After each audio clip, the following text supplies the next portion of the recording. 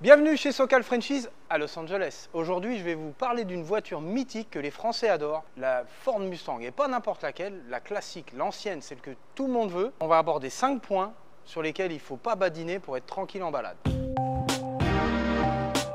Première chose, le freinage. Donc, le freinage d'origine, c'était des tambours. Bon, ça freine bien, ça fonctionne, il n'y a pas de problème, mais il faut que ça soit en bon état. Les tambours ne doivent pas être voilés, ne doivent pas être usés. Les mâchoires, même chose. Donc ces éléments-là, c'est les éléments de friction. Il faut que ça soit en parfait état. Après, il y a le circuit hydraulique, donc les cylindres et les flexibles. Même chose, pas de fuite, pas de grippage, pas de craquelure. Ça doit être parfait.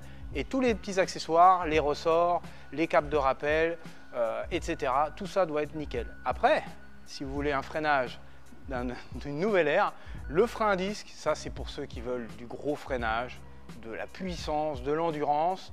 Évidemment, c'est beaucoup plus safe de rouler dans une voiture avec des freins à disque à l'avant. Ça, c'est inéluctable. C'était une option à l'époque, mais aujourd'hui, c'est une obligation. Le frein à disque, c'est l'avenir. Le tambour, c'est bien pour les voitures à mes mères. Hein. Que les mecs voulaient du spontané, mais moi, je vais vous en donner. Deuxième point, la suspension. Donc, c'est une voiture qui est ancienne, elle est vieille, ça a souvent été négligé. Donc, le caoutchouc se dégrade, les rotules prennent du jeu.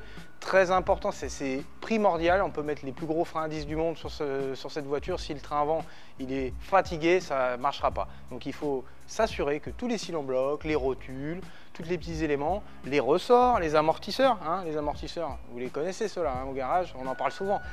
Les assises de ressort, toutes les semelles, tout ça doit être en bon état. Les lames, même chose, finissent par se tasser, la voiture se retrouve comme ça. Donc suspension à ne pas négliger pour avoir une direction et un freinage au top. Et cette direction, on en parle?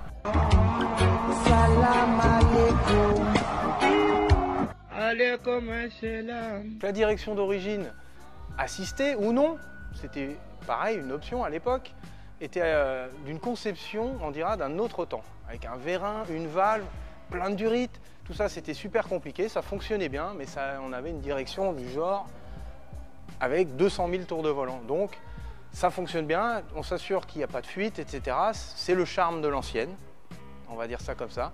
Mais aujourd'hui, on a des options et des accessoires qui permettent de vraiment améliorer et se rapprocher d'une voiture plus moderne.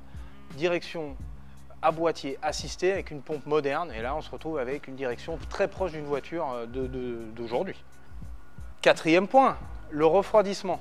On se balade, il fait chaud, tout le monde est content, on a la banane, et là c'est le drame, le radiateur se met à fumer, de la vapeur qui sort du capot, c'est la catastrophe. Qu'est-ce qu'on fait? On n'a pas fait ce qu'il fallait bien vérifier son système de refroidissement. Un radiateur en bon état, donc d'origine fonctionne très bien, s'il n'est pas bouché ou entartré, des durites pas trop dures, un peu souples. Une pompe à eau qui débite, calorstat qui s'ouvre bien, et avec tout ça, normalement, il n'y a pas de surchauffe. Et il n'y a pas d'embrouille, la balade se passe très bien. Après, pareil, on peut toujours améliorer un petit peu. Radiateur en alu, un petit peu plus épais, un peu plus large, ventilo électrique pour aider. Il y a moyen de rester cool malgré tout.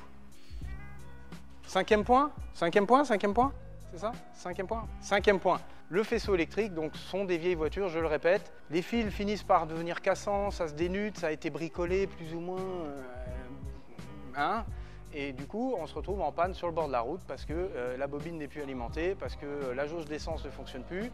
Et là, non. Donc, faisceau électrique, c'est une chose qu'on peut anticiper, ça s'achète neuf, ça se refait, il n'y a pas de problème. Et on se retrouve dans une voiture où on est sûr qu'à chaque fois qu'on mettra un coup de clé, elle démarrera et on nous donnera du plaisir. Merci d'avoir suivi notre vidéo et à très vite pour de nouvelles aventures.